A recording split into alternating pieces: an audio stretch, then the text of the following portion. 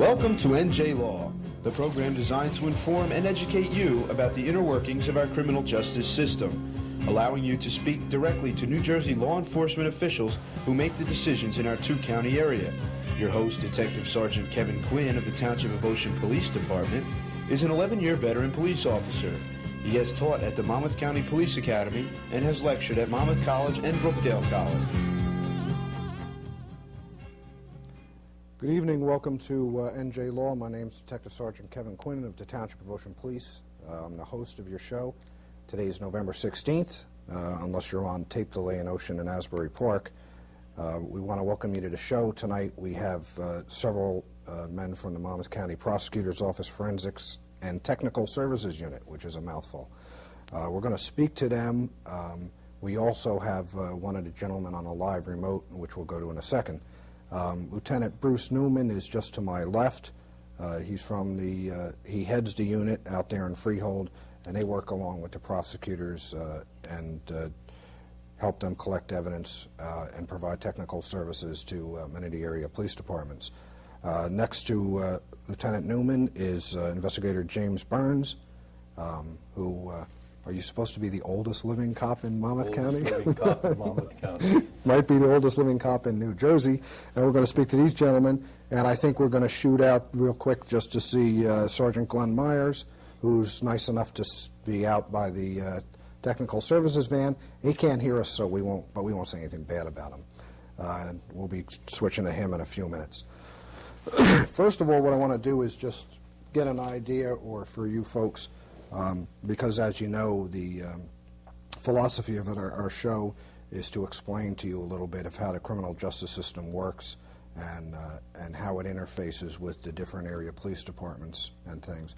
And what I'm going to do is ask Lieutenant Newman, if he would, to just explain what their unit is for and how it came into being, and then we'll talk about how long it's been there and how long they've been in law enforcement. Bruce, maybe you can. Basically, our unit was established about 10 years ago as a support function for the office and for local departments. And we provide numerous technical, might even say scientific, services for various branches of law enforcement.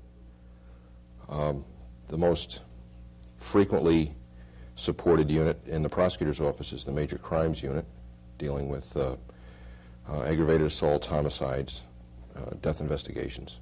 We also support sexual assaults, child abuse, arson, quite a bit, and whatever needs arise in the local jurisdictions. Our job is to usually respond to a crime scene, determine the perimeters of a crime scene, just how big is the crime scene, what are its contents, what's important, what's evidence, what is the evidence trying to tell us, and with the way we work in Monmouth County, we maintain a link between the people in the crime scene and the investigators doing the legwork of the investigation, and we exchange information. We tell them what we're finding out in the crime scene, and they tell us what they're finding out in the field. And many times the information we obtain in the crime scene will support their investigation, their information, or it will tell them that somebody's not telling them the truth. They should look someplace else. So basically that's it. We're a support function, and our job is to go out and gather information and bring it back into the office. Jim, is it? Let me ask you this: Is it that the you guys have more training in certain areas that maybe police departments can't afford to send their people to? Is that why they have this unit? Yes, we are all trained in special areas, and local police departments, of course, find it difficult to release manpower for training and budgetary reasons, so we support them whenever they request our services. And each one of you seem to have your own forte of in the unit. Is yours fingerprinting, if I'm not mistaken? Yes, I do latent print work. Okay, Latent Bruce, fingerprint work. you have anything in particular you like to fool around with, or you like to just keep your hands on everything? Well, right now I'm the supervisor of the unit, so I have to oversee the operation, but I'm the only one trained in the unit for blood spatter analysis. And flight characteristics of blood. But we're also cross-trained. Every member's trained in latent fingerprint work. Jimmy's about a natural in that area. He's very good in latent fingerprints. And we're trained in photography and other areas like that. Bruce, when you entered the law enforcement field, did you just start at the prosecutor's level, or did you come from another department? I had 7 years with the Long Branch Police Department. And like most police officers, I started on the road, then went to the Detective Bureau. And I always had a deep interest in photography and in the sciences. And through some of the administration in Long Branch, I was fortunate enough to get into a position where I could apply those interests. And that just branched out into what it is today in the prosecutor's office. And Jim, you came from somewhere before the prosecutor's office? Yes, I retired from the state police. I worked 5 years with the Racing Commission, and I've been with the prosecutor for 9 years. You're just not getting tired of law enforcement, are you? And of course, Glenn, who's outside, we'll speak to in a few minutes, and when we get him back inside, because he's probably getting cold out there, we'll ask him a little bit about his past experience. When you go into a town, what's interesting, and myself I know because I've worked with you guys on several different cases, I think it's important, and maybe you can explain it to people, at what level you get involved in their cases. In other words, it's not a situation where you might come to ABC crimes, let's say a homicide, and that's what people might be most interested in. It's not like the officers from that town then go home because you're there. It's basically a support section. In other words, you assist them in the investigation, but don't just turn them out and send them home and take it over completely. No, that's one of the last things we want to do is to pull a rug out from under them, so to speak. One of the most important people at the crime scene is the first responding officer. We want him there with us. We want to make him part of our scene team. The reason for that is he's the first person of authority that saw that scene in a virgin state before anybody entered it, or any law enforcement people entered it. He's usually the one person that can answer a lot of questions for us. So it's more, like I said, a support unit than a primary investigation unit where you just take completely over and like I said, everybody goes home. What I'd like to do now, if we could, is go out to Sgt Meyers, who's in the truck, and I also have him hooked up by telephone. Hi. Oh, let's see if we can tell. Kevin, how you doing? Glenn, how are you? Okay. You having fun out there? Yeah, it's a little cold out here. It's a little cold. You got the heater on? Yeah, it's on. I just got to turn this up a little bit. I'm not blasting you, am I? No, it's fine. Okay. Sgt Meyers, so you folks know, is on a cellular phone out at the crime scene van, and he's now inside. And I think he's going to take us on a short tour of it, just to give us an idea of what kind of equipment they carry that a small or local department might not be able to afford. And they have everything from, well, you see a phone, to a lot of things. Glenn, maybe you could just walk us around the inside and give us a general view of it. Okay, Kev. We've got a lot of equipment on the truck, and of course, as Lieutenant Newman said, we go out there to assist the local departments. And there's a lot of equipment that's expensive, and a lot of departments can't afford it. And we're lucky enough to have it on the county to assist. I have some of the pieces of equipment that we use up here on the counter. This one piece of equipment that I'm showing you now is an atomic absorption analysis kit, and we would use that in a gunshot case where somebody has used a weapon. And with this kit, we can check the suspect's hands, and we swab the hands. If I can open this up. And inside we have some gloves that we would put on, and inside are some sealed swabs and a nitric acid solution, a mild nitric acid solution. And we would swab the suspect's hands and then seal this up, it is evidence, and send it off to the laboratory for analysis. And within a short period of time, the laboratory would be able to tell us if the proper elements were present to determine if somebody had fired a weapon or not. Glenn, let me ask you this. You said atomic absorption? Yes, that's correct. That might make somebody nervous and make them think you're going to nuke them. Is there any radiation hazard with that kit? No. The kit itself is a benign kit, and it's just a mild nitric acid solution that's put on the hands. and then the swabs are sent off and analyzed at the laboratory. So it's just a mild solution that's wiped on the person's hand. Oh, okay. And the atomic absorption is the actual test that they do to determine that? That's correct. Oh, okay. Now, that makes me feel a little better, at least. Yes. You won't glow in the dark after you use that. No, it's nothing like Not that. usually. Next to that, this larger kit right here is a latent fingerprint kit, one of the many that we have. We all carry kits in our cars. This just happens to be the kit that we keep on the truck. And as you can see inside, if I tilt this up a little bit for you, there are many different colors that we use, and the colors are so that we have a contrast depending on the background of the item that we're dusting. Jimmy can fill you in better on that, but most of the time a silver or a black powder seems to cover almost everything. Huh. And I see something that looks like a spray can in there. Yeah, we have two spray cans in here. This one happens to be an ingredient that came from Germany, and it's a special silver spray that is used if we have possible fingerprints on items such as wood paneling in a house. And being that it's there's a lot of bumps and grooves in it, you need a special powder, and this happens to be a special spray that we can use on items such as paneling in a house.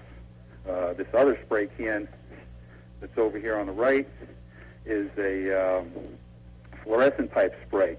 A lot of items such as soda cans, which have multicolors like red and black and white, if you put a regular powder on, it's very hard to see them after you get done doing the test. So with this fluorescent spray, we can spray it on and then dust it, and then we use a black light, and the black light kind of fades out the background and makes the fingerprint come up and stand out on its own. Glenn, I wanted to talk about this in more depth in a few minutes, but now might be a good time to mention one part. I hear you talking about black light, and I'm sure the viewers see a lot in the papers and in magazines about laser light and them using lasers to develop fingerprints. Is that an enhancement type thing with laser light, or is it the laser itself that's bringing it up? Are you familiar with that? Yeah, there's actually two sources of like a laser type. There's an actual laser that's used at crime scenes. There's another item called an alternate light source that produces various colors of light. And in fact, they work two ways. They can bring out a fingerprint, the normal fats and amino acids in the fingerprint that's left, or whatever's on the hand if a fingerprint's left, can sometimes leave a fingerprint that fluoresces itself underneath laser light or that alternate light source. Other times, you can use those fluorescent powders, such as in the spray can that I showed you, and the laser light will help enhance those fingerprints. Oh, okay, good. If you would go off to your left a little bit more. I think you have one or two more kits to show us, right? Yeah, I have two more here.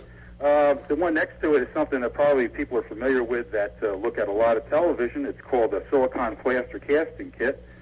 And what we would do with that is we could, if we find footprints or tire impressions at a crime scene, we would do a plaster cast or a silicone cast, which is used mostly like if someone broke into a house and used a screwdriver or some kind of prying tool and left marks in the wood, we would use the silicone to make an impression, and then if we were lucky enough to catch a suspect, or the local department would catch the suspect and they happen to have the item still on them, we could match that silicone cast up with the screwdriver or pry bar and hopefully make a good case with the evidence left from the scene. Mm-hmm.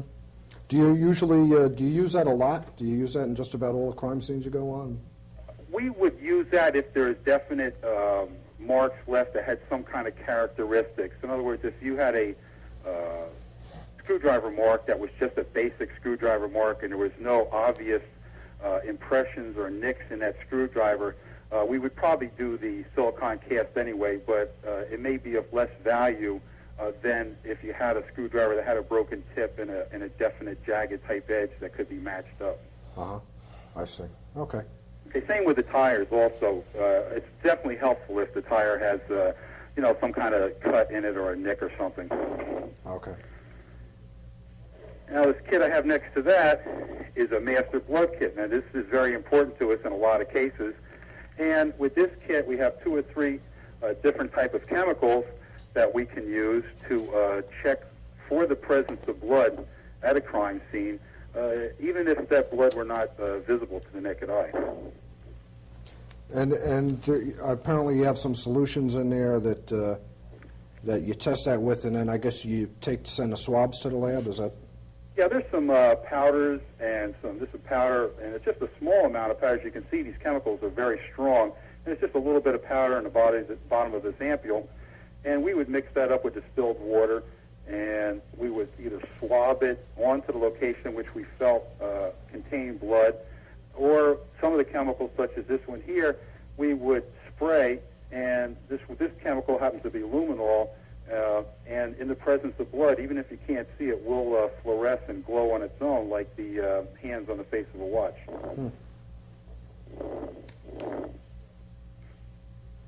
That's very important for us. Blood tests, because a lot of our homicides is blood where the victim has been moved and the area has been cleaned up. Uh-huh. So it's very helpful to help us determine where the person was when the homicide was committed. That's interesting. I know you have a whole lot of more equipment in the van. Do you have anything more laid out? I guess just so the viewers understand, we went out before the show and laid a few things out on the counter in the van. Yeah, most of the kits are kept over here to my right. We have slots for the kits that are up here. There's some kits that are out being used right now by some other agencies. And all these cabinets up here where the doors are closed contain other kits that we use, also protective clothing. The center rack, this one right here, contains a shelf where we have a lot of equipment that uses rechargeable batteries, and that's a cabinet that we keep everything charged up. This truck stays plugged in all the time, so all the batteries stay up to charge. And over here we also have some open wells which contain our lighting equipment, some crime scene equipment for collection, and we have a refrigerator for evidence so we can keep it cold. And that's sort of crime scene stuff. The truck itself, if you take it out to a crime scene that's in a remote area, I know you said you keep your truck plugged in. Yeah, plugged in. Listen to me. Right. Plugged in to charge up the batteries and things. But do you have any external power source for using it in remote areas? Yes, we have an onboard generator. It's a 4-kilowatt generator off to the side here, and we have external lighting, which we use off that also. The generator would power up the heater or the air conditioning, depending on if it's summer or winter. This truck, in many cases, if we're at a crime scene and it's an outdoor crime scene, becomes the central location, sort of the command post. And the homicide detectives and ourselves will gather here during the investigation to discuss what we found at the crime scene, what they found out during their investigation, and it's like a central meeting place. So we have heating and cooling and the lights and all the appropriate things that we need at a crime scene.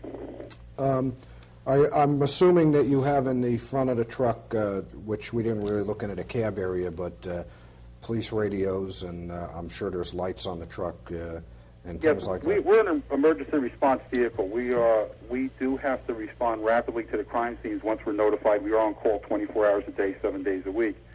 And it's very important to us to get to the crime scene rapidly so that we make sure that the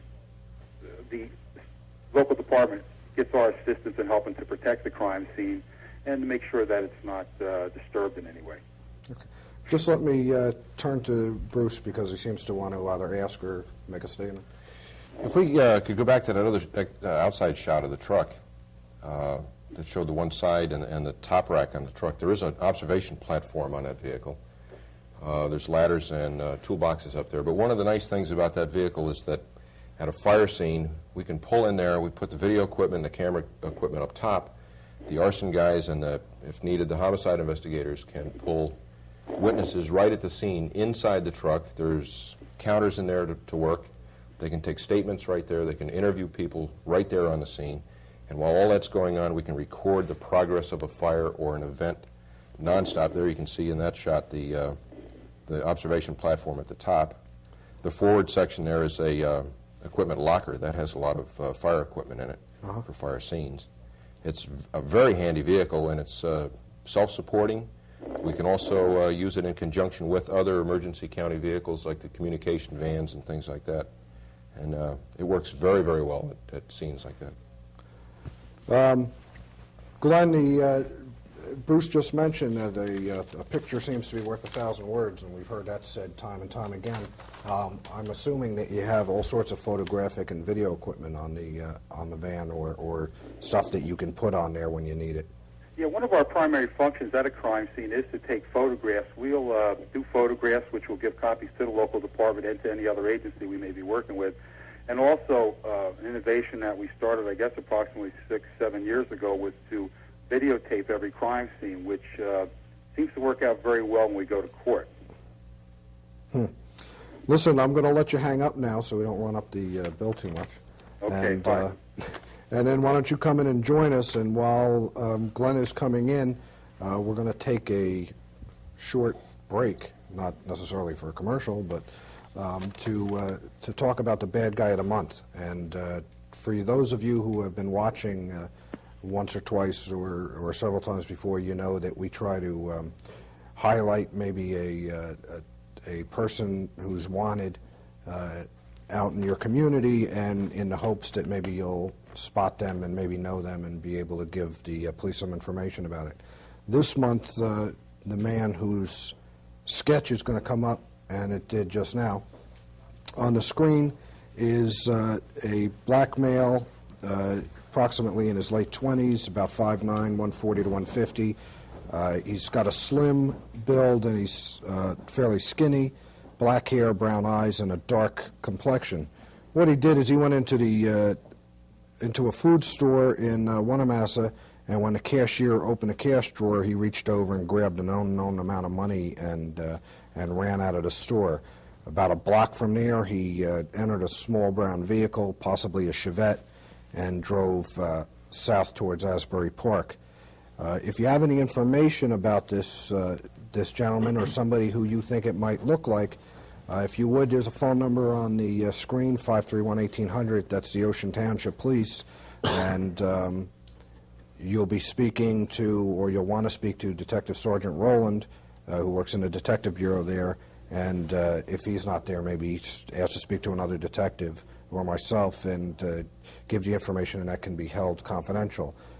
Certainly he looks like somebody, and he probably looks like somebody you know, and we would appreciate your help because, believe it or not, most of the crimes that we solve as detectives come from information that comes from the public, so you certainly can help. The number again is 531-1800, and you can speak to Sergeant Rowland about that, and all, like I said, all calls will be held confidential. While we're talking, I want you to remember that our phone number here at the studio is 681-3330 to 681-3330, and this show, as you know, is live. It's call-in, which means we'd like to hear from you. Any thoughts, observations you might have, or any questions that these gentlemen would be glad to answer, as long as it's not about a case that's currently under adjudication that they're not allowed to comment on. But just about any other question you have, we'll either answer, or if we don't know the question, or I'm sorry, the answer, we'll certainly find it out for you. Also, if you even care to, you can just call and tell us what you think of the NJ Law show. We've been on a little over a year, and I've been trying to find out from you viewers what you think of it. And the ones who call seem to give it to us. If you don't even want to talk on the air, you certainly can call, and they'll take a message, what you think of it, and any ideas you might have, or some kind of topic you'd like us to cover, because after all, we're doing the show for your information. And if they don't think anybody's watching, they won't let me do my show anymore. So we certainly don't want that to happen, and these guys will be heartbroken, right? Let's go right into the studio, and Sergeant Meyers joined us, who magically flew in here via helicopter from the stationary truck which we had parked some distance away. If you believe that, I have a bridge you could buy. And Sergeant Meyers maybe can tell us a little bit about your personal history as far as the Technical Services and Forensics Unit. Did you just start with the prosecutor's office, or did you also come from somewhere else? I had a year in Monmouth Beach. I started my law enforcement career in Monmouth Beach Police Department. I was there approximately a year, and then I transferred over to the Oceanport Police Department, where I spent 5 years. I then applied to the prosecutor's office for employment and was lucky enough to get hired and worked originally in the narcotics unit. I worked there for a year and then several of the different units, and an opening became available in the forensic unit, and I applied and was lucky enough to get picked, and I've been there ever since, about 7 years now. Well, while we're on the subject, you have to like this kind of work to want to do it, forensics. As you guys know, I have a little bit of interest in the technical and forensic area of police work, but there are guys who just don't want to go out and throw magic fairy dust or fingerprint powder around and get all dirty and get down under things and find samples of things that nobody else could see with the naked eye. Do you think it takes somebody a little special kind of urge to want to do this?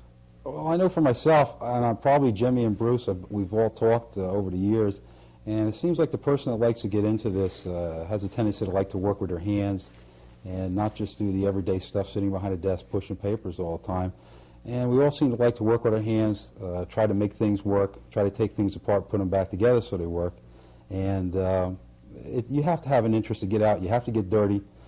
We do get dirty in our job, unlike many other members of our office who get to stay in three-piece suits and ties all day long. We have a lot of times in the middle of the night where we're out in jeans and flannel shirts in the middle of winter, especially in this kind of weather. And we get dirty, but it's fun. It's good. You feel good when you break a case and you've helped. And when it comes right down to it, basically, and maybe Bruce, you can address this a little bit. We understand what we've been talking about, basically, that yes, you do collect evidence and you maintain it and you take pictures and photographs and things. Well, let's say somebody was curious about, well, let's say you catch somebody for a murder and they admit to it. Well, what do you need all that other stuff for? Why do you need all those pieces of evidence? Well, you never know what's going to happen in the future. Even if you don't have a confession. Nothing's airtight, nothing's guaranteed. You don't know what's going to happen down the road. You've only got one shot at the crime scene. You've got one time there, one chance to get that information. So you take everything that you determine to be of value. And it's our job to bring that information into the courtroom, eventually into the courtroom, and display it to a jury. And using that evidence, teach a jury what happened, how it happened, where it happened, and who did it.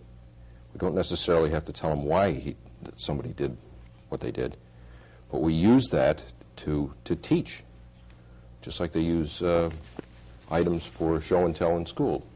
Our job is to help the attorney teach the jury about this crime, and we need evidence to do that.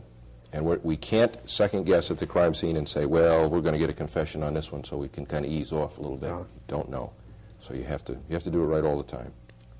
Now, when, and I guess it's also important that the verbal words can always be taken back, but anything you collect as evidence is pretty much, it's unrefutable normally. If you have a weapon that committed a grievous crime or a homicide, it's not like you can pretend that gun then isn't there. Somebody can't say, oh no, the gun's not there. It's something that's pretty much more concrete than maybe something somebody might say at the spur of the moment and then say later, well, I was coerced in a confession or something along those lines. You're right in that respect. A gun is pretty much a gun. Can't do much with that. However, we have to worry about how we collected the gun. Did we get it legally? Did we handle it properly?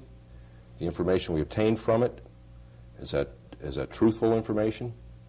You get into an area like Jimmy's into a lot with latent fingerprints. There are some gray areas in there that are open for dispute or debate. And so you can't, it's not always black and white.